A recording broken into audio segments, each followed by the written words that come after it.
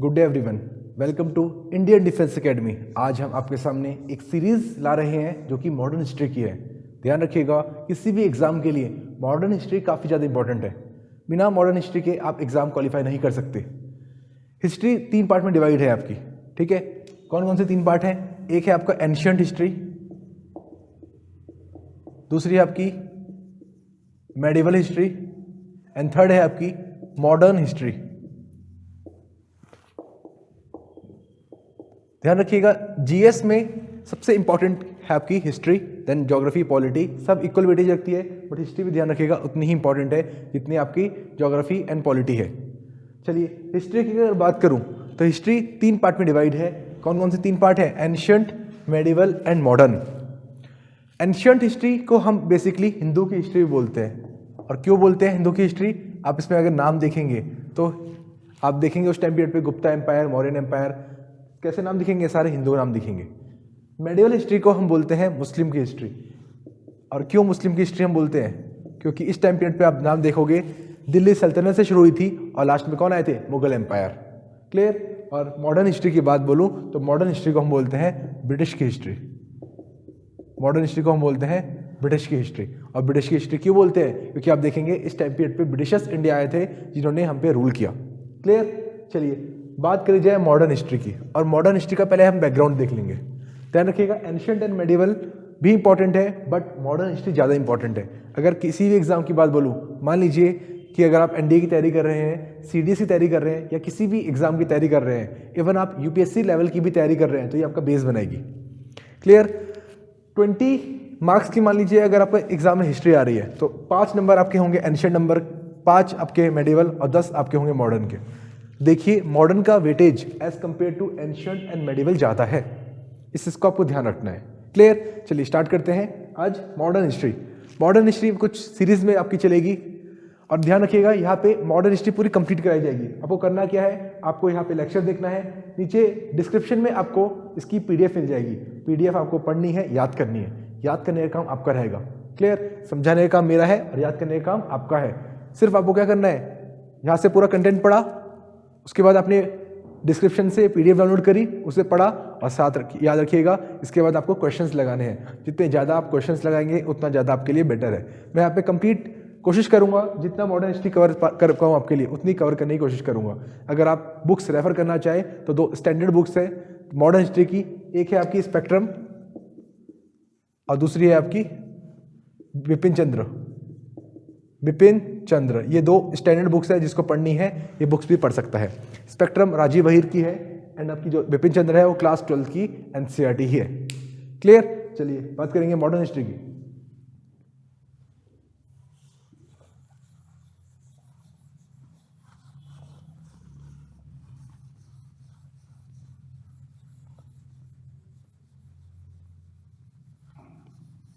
Yes, modern history कैसे ये history start हुई? ध्यान रखिएगा, इंडिया में आए यूरोपियंस। तो जो फर्स्ट चैप्टर है आपका वो है एडवेंट ऑफ यूरोपियंस। एडवेंट मतलब होता है आगमन। एडवेंट ऑफ यूरोपियंस, कैसे यूरोपियन इंडिया आए और कैसे इन्होंने हम पे रूल किया, ये हम देखेंगे इस सीरीज में। क्लियर? कौन कौन सी पावर इंडिया आई थी, जिसमें से कि ब्रिटेन भी एक थी, जो क्या हुआ यहाँ पे विक्टोरियस साबित हुई और आगे जाके उन्होंने हम पे रूल किया। चलिए देखते हैं। ध्यान रखिएगा, ये है आपका इंडिया और ये है आपका यूरोप। इंडिया कहाँ पे है? आप देखेंगे इंडिया है ईस्ट में। इंडिया है आपका ईस्ट में। और अगर मैं बात करूँ यूरोप की तो आपका यूरोप कहाँ है? वेस्ट में है। तो ध्यान रखिएगा, वेस्ट मतलब होता है यूरोप। ईस्ट की जब भी बात करूँ मैं तो ईस्ट मतलब आपका होता है Asia in terms of politics and history. East मतलब क्या होता है? एशिया होता है। और यहाँ पे पर्टिकुलरली बात किसी करेंगे हम? इंडिया की। आप अगर देखेंगे जितनी भी कंपनीज इंडिया आई वो कहाँ आ रही है? देखो ये वेस्ट है, वो टुवर्ड्स ईस्ट आ रही है। इसलिए इन सभी कंपनी का नाम जो था वो ईस्ट इंडिया कंपनी था। ठीक है? अब ध्यान रखिएगा, चाहे कोई भी कंपनी आई हो, चाहे United east India company, British east India company, उसमें से जो विक्टोरियस साबित हुई वो थी आपकी ईस्ट इंडिया कंपनी। क्लियर? चलिए, अब एक क्वेश्चन आपके दिमाग में आएगा कि यूरोपियंस यहाँ आए क्यों? या सिंपल, ये सेंट्रल एशिया है, ये आपका क्या है? Central Asia. अब ध्यान रखिए ये रूट भी तो था, ये रूट ऑलरेडी एग्जिस्ट करता था, जो हमारा ट्रेड रूट था। ये हमारा क्या है? Trade route. यहाँ पे क्या हुआ है? Central Asia. अगर सेंट्रल एशिया की बात करूँ तो ध्यान रखिएगा 7th AD में इस जगह पे बर्थ होता है इस्लाम का। 7th AD में क्या होता है? Birth of Islam. आपने सुना होगा जो इस्लाम धर्म है, मुस्लिम धर्म है, वो 7th AD में डेवलप हुआ। क्लियर? यहाँ पे कौन रहते हैं? क्रिश्चियन। यहाँ पे हमारा रोमन एम्पायर चल रहा है। यहाँ पे बर्थ हुआ आपका 7th AD में इस्लाम का। धीरे धीरे क्या हुआ, ये जो इस्लाम है इन्होंने यहाँ पे पूरी की पूरी टेरिटरी ऑक्यूपाई कर ली और 13th-14th AD तक आते आते ये यहाँ पे बहुत ज़्यादा पावरफुल हो गए। ध्यान रखिएगा 13th and 14th AD तक आते आते ये यहाँ पे काफ़ी ज़्यादा क्या हो गए? पावरफुल हो गए। चलिए एक बात खुद सोचिए, मैंने आपको बताया birth of Islam 7th AD में हुआ। क्या आपको पता है हिंदू का बर्थ कब हुआ था? हिंदू को बोला जाता है कि ये एक सनातन धर्म है। सनातन धर्म मतलब ये पहले से चला आ रहा है। पर ध्यान रखिएगा हिंदू जो थे एक्चुअल में आपको पता है ये आपकी इंडिया है, ये आपका है इंडिया, ये आपकी बह रही है इंदस रिवर। क्लियर? ये इंडिया है और ये आपकी बह रही है इंदस रिवर। इंदस का जो हिंदी नाम है वो है सिंधु, ये आपकी है सिंधु नदी। ध्यान रखिएगा जो पर्शिया के लोग थे, पर्शियंस को स बोलने में बहुत ज़्यादा प्रॉब्लम होती थी, वो स नहीं प्रोनाउंस कर पाते थे, तो वो स को बोलते थे हिंदू, स को बोलते थे वो हिंदू, और बोलने लग गए कि ये जो नदी है इसके आसपास जो लोग रहते हैं वो कौन है? हिंदू। वो क्या बोलना चाह रहे थे? सिंधु, पर स की जगह उनसे निकलता था ह। पर्शिया से याद रखिएगा ये नाम गया ग्रीस, और ग्रीस से गया पूरा वर्ल्ड में, और पूरा वर्ल्ड हमें जानने लगा हिंदू नाम से। तो ये जो सिंधु नदी है इससे हमारा नाम क्या आया? हिंदू आया। और बेसिकली जब यहाँ पे इन्वेजन होता है, इन्वेजन के बाद हमें क्या बोला जाता है? हम हिंदू है। यहाँ के जो नेटिव लोग से, क्लियर? यहाँ के नेटिव लोगों को बोला जाता है हिंदू। चलिए ये तो था आपका कॉन्सेप्ट कि आपका जो हिंदू धर्म है इसका नाम कैसे ऑरिजिनेट हुआ। इस्लाम 7th AD में सेंट्रल एशिया में डेवलप हुआ। चलिए आगे देखते हैं। मैंने आपको बताया इस एरिया को क्या कर लिया इन्होंने? ऑक्यूपाई कर लिया, और यहाँ पे क्या की अपनी पावर को यहाँ पे बहुत ज़्यादा बढ़ा दिया। क्या करने लगे? देखो होता क्या था, ये आपका ट्रेड रूट था, ये सेंट्रल एशिया है, सेंट्रल एशिया के थ्रू ट्रेड रूट जा रहा है यूरोप में। यूरोप में ठंडा बहुत ज़्यादा होता है, विंटर्स यहाँ पे बहुत चिल होती है। ध्यान रखिएगा बहुत ज़्यादा ठंडा होता है। अगर मैं बात करूँ दिसंबर, जनवरी एंड फेब की, तो इतना ठंडा होता है कि लोग यहाँ काम नहीं कर पाते। इवन कुछ होता नहीं है इनके यहाँ, फूड वूड कुछ भी नहीं होता। तो देखिए अब होगा क्या, इनको फूड तो खाना ही है, फूड तो चाहिए ही चाहिए।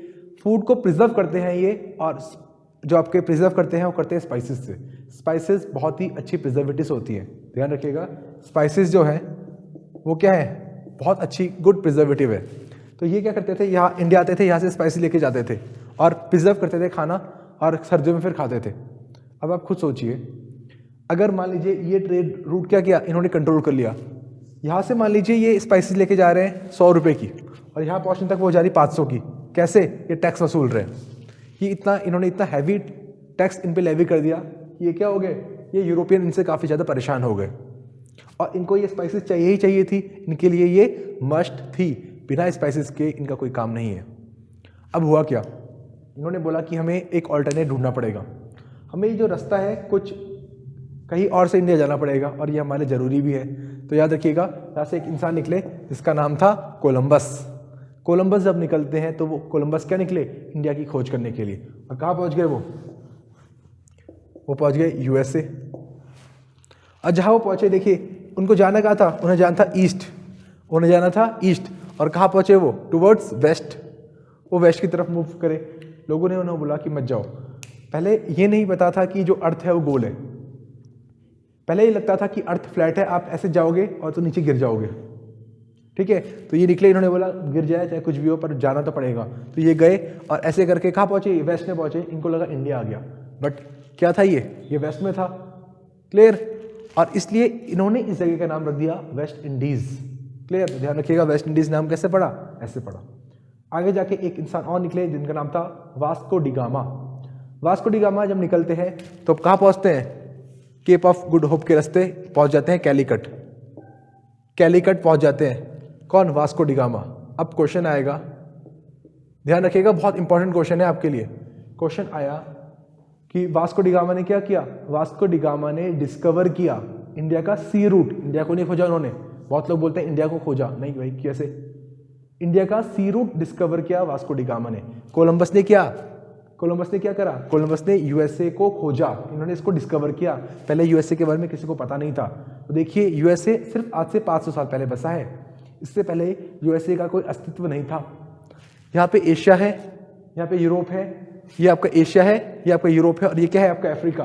तो यहाँ से उसके बाद लोग जाके यहाँ बसने लग गए, और ऐसे करके आपका डेवलप हुआ यूएसए। तो देखिए हमारी हिस्ट्री तो काफ़ी पुरानी है, बट अमेरिका आज से सिर्फ 500 साल पहले बसा है।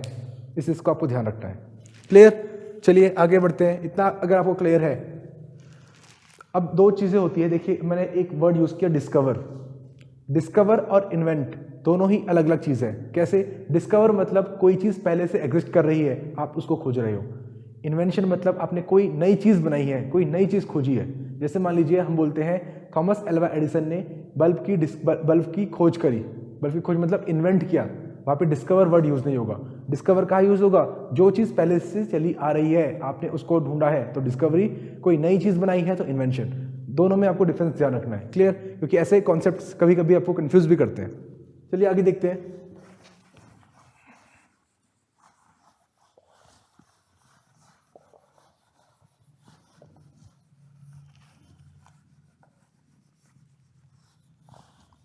यस, कौन निकल गए? वास्को डी गामा निकले, और कब पहुंचे? 1498। ईयर याद रखना है आपको। 1498 में कहाँ पहुंचते हैं? कैलीकट। क्वेश्चन आता है ये जो वास्को डी गामा थे कहाँ के थे? तो ध्यान रखिएगा पोर्चुगल के। तो सबसे पहली पावर कौन आई इंडिया में? पोर्चुगल। और इस चैप्टर का नाम क्या है? Advent of European. Advent of European नाम से आपको समझ में आ रहा होगा कि कौन कौन सी पावर आ रही है। यूरोपियंस यहाँ पे आ रहे हैं। तो सबसे पहली जो पावर पहुंची वो पहुंची आपकी पोर्चुगल। कब पहुंची? 1498 में पहुंची। कहाँ पहुंची? कैलीकट। कैलीकट ध्यान रखिएगा, आज ये कहाँ पे है? ये आपका है केरला में। क्लियर? इसी का नाम है आ जाए कोझिकोड। कोझिकोड आपका केरला में सिचुएटेड है, ये है आपका Calicut. Clear? Modern name is Kozhikode. अब ध्यान रखिएगा, जब ये पहुंचे तो ये 3 शिप्स लेके इंडिया पहुंचे, जिनको लेड कर रहे थे एक गुजराती पायलट जिनका नाम था अब्दुल मजीद। कौन थे ये? एक गुजराती पायलट थे। अब बच्चे पूछते हैं कि सर गुजराती पायलट थे, ये यूरोप कैसे चले गए? भाई कोई इशू नहीं है, ये इंडिया है, ये क्या है? यूरोप है। ये यहाँ से गए और यहाँ से आ गए, बात खत्म। तो लैंड रूट से जा ही सकते हैं ना। तो 3 शिप्स कहाँ पहुँचे? आपके कैलीकट पहुँचे अंडर अब्दुल मजीद, जो कि एक गुजराती पायलट थे। Very important. अब एक क्वेश्चन जो आता है वो ये आता है, ध्यान रखिएगा उस टाइम पीरियड में जो हमारा पॉलिटिकल स्ट्रक्चर था वो कैसा था। पोर्चुगल आई, ध्यान रखिएगा पोर्चुगल ने एक गवर्नर अपॉइंट किया। कहाँ पे क्या होगा? इंडिया में। किसने अपॉइंट किया? पोर्चुगल के किंग ने, जिसको बोला गया गवर्नर ऑफ इंडिया। जो फर्स्ट गवर्नर था, देखिए बहुत सारे गवर्नर आए, फ्रांसिस्को डी एल्मीडिया, नैनो डी एल्मीडिया, बहुत सारे हैं। आपको नाम याद करने की जरूरत है ही नहीं, एग्जाम में आता ही नहीं है। आपको सिर्फ याद रखना है कि फर्स्ट गवर्नर कौन थे। तो जो फर्स्ट गवर्नर थे वो थे फ्रांसिस्को डी एल्मीडिया।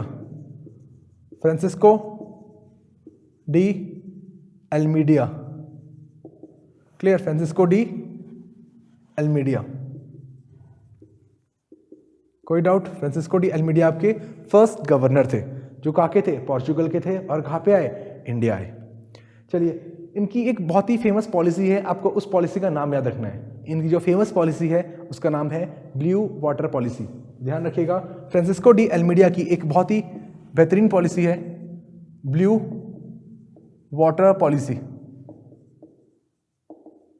अब क्वेश्चन आता है कि ब्लू वाटर पॉलिसी क्या है और किसकी है?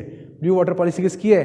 फ्रांसिस्को डी एल्मीडिया की। क्या पॉलिसी है ये बोलते हैं कि जो पावर पानी में राज करेगी, वाटर में राज करेगी, समुद्र में राज करेगी, वही लैंड में भी राज करेगी। मतलब देख रहे हो आप कि ये आपका क्या है? अगर आप ध्यान से देखिए, ये आपका इंडिया है और यहाँ क्या है? इंडियन ओशन है। सब लोग यहीं से तो आ रहे हैं, सारे यूरोपियन पावर यहीं से आ रही है। ध्यान रखिएगा, यहाँ तो कंट्रोल किसने कर लिया? यहाँ पे कंट्रोल कर लिया इस्लाम ने। सारी पावर यहीं से आ रही है। अब ध्यान रखिएगा, इन्होंने ये बोला कि जो वाटर में राज करेगा, जो मैरीटाइम में राज करेगा, वही लैंड में भी राज करेगा। ये थी आपकी blue water policy of Francisco de Almeida. Question ये आता है चलिए एक लास्ट और ध्यान रखिएगा, ये लोग फैक्ट्री एस्टेब्लिश करते थे। फैक्ट्री मतलब क्या होता है, ध्यान रखिएगा, फैक्ट्री क्वेश्चन आता है और एक कॉन्सेप्ट भी पूछा जाता है। मान लीजिए व्हाट इज फैक्ट्री। आज जो फैक्ट्री होगी उस फैक्ट्री में कुछ ना कुछ प्रोडक्शन हुआ होगा, ठीक है, किसी ना किसी चीज़ का उत्पाद होगा, उसको हम बोलते हैं फैक्ट्री। जैसे मान लीजिए आयरन फैक्ट्री है, कोई भी फैक्ट्री है, उसमें कोई ना कोई चीज़ बनेगी। बट इस टाइम पीरियड पे ध्यान रखिएगा, किसी भी चीज़ का उत्पाद नहीं होता था फैक्ट्री में। फैक्ट्री सिर्फ as a warehouse use होती थी। वेयर हाउस मतलब स्टोर यूज करने के लिए, ठीक है, लाइक कुछ गुड्स का रखने के लिए। और ये कहाँ पे होती थी, जनरली पोर्ट पे होती थी। मान लो ये इंडिया है, जो फैक्ट्री होगी वो कहाँ होगी, पोर्ट में होगी। पोर्ट में क्यों होगी, मान लो ब्रिटिशर्स ये यूरोपियंस सामान ला रहे हैं पूरे देश से और कहाँ ले जा रहे हैं, पोर्ट, और यहाँ से फिर अपने देश।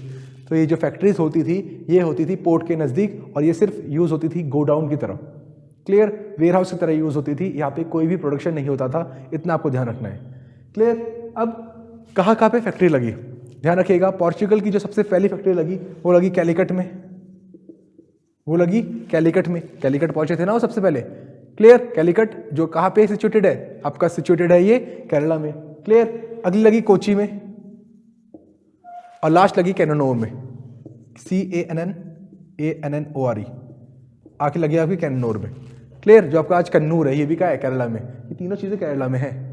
तो कैलिकट, कोची एंड कन्नूर, यहाँ पे आपकी फैक्ट्री एस्टेब्लिश होती है, जो कि एस्टेब्लिश करता है पोर्चुगल। अगली जो पावर आती है, ध्यान रखिएगा, वो 104 साल बाद आती है, क्लियर। कौन सी पावर थी, यस, जो पावर थी वो थे नीदरलैंड। तो सेकंड आपके आए नीदरलैंड। आपको सिर्फ इतना याद रखना है कि कौन आया, पोर्चुगल आया, और इतनी चीज़ें जितनी मैंने आपको बताई, क्लियर। चलिए सेकंड नंबर पे कौन आया आपका, अब बहुत बुक्स पे गलत दिया है कि सेकंड नंबर पे ब्रिटेन आए, बट ध्यान रखिएगा ब्रिटेन निकले थे 31 दिसंबर 1600 को, बढ़िया पहुँचते लेट है, अराउंड 1608 में वो पहुँचते हैं। तो सेकंड जो नंबर पे आए वो आए 1602 में। और कौन आए, डच, तो Dutch east India company, clear. Dutch मतलब नीदरलैंड, हॉलैंड, क्लियर। तो सेकंड नंबर पे आपके कौन आए, डच आए। जैसे लाइक इंडिया को कहा जाता है इंडियंस, क्लियर। अमेरिका के लोगों को कहा जाएगा अमेरिकन्स, वैसे ही नीदरलैंड के लोगों को कहा जाता है डच। तो सेकंड नंबर पे जो है पहुंचे, वो पहुंचे डच, और कब पहुंचे, 1602 में पहुंचे, क्लियर। आपको ये चीज़ ध्यान रखनी है। अब क्वेश्चन यही आता है कि इन्होंने फैक्ट्री कहाँ कहाँ लगाई। अब ध्यान रखिएगा, इनके बीच लड़ाइयाँ हुई, क्या हुई, आपको कोई मतलब नहीं है। जितनी चीज़ें आपको बता रहा हूँ इतनी आपके लिए इनफ है। इन्होंने फैक्ट्री कहाँ लगाई, इन्होंने पहली फैक्ट्री लगाई मछलीपट्टनम में। मछलीपट्टनम आपका कहाँ है, आंध्र प्रदेश। दूसरी पुलिकट, पुलिकट कहाँ है आपका, तमिलनाडु में। और एक लगाई इन्होंने सूरत में, सूरत कहाँ है आपका, गुजरात। तो इन्होंने 3 फैक्ट्री लगाई, मछलीपट्टनम में, पुलिकट में एंड सूरत में। आगे जाके आप देखेंगे, आपको मैं नेक्स्ट क्लास में बताऊंगा, जो इसी लेक्चर का पार्ट 2 है, उसमें आप देखेंगे कि और कौन कौन सी पावर आई, Britain, then Danes and then last आपके आए फ्रेंच। 5 पावर्स इंडिया आई, कौन कौन सी 5 पावर्स थी, पोर्चुगल, देन आपके आए Dutch, then Britishers, then Danes and last आपके जो आएंगे वो आएंगे फ्रेंच। और इनके बीच, इन 5 के बीच में क्या होगी, आपस में लड़ाई होगी, और जो विक्टोरियस रहा वो था ब्रिटेन, जिसके बारे में हम डिटेल में आगे सारी चीज़ें पढ़ेंगे। आज के लिए इतना ही, थैंक यू सो मच।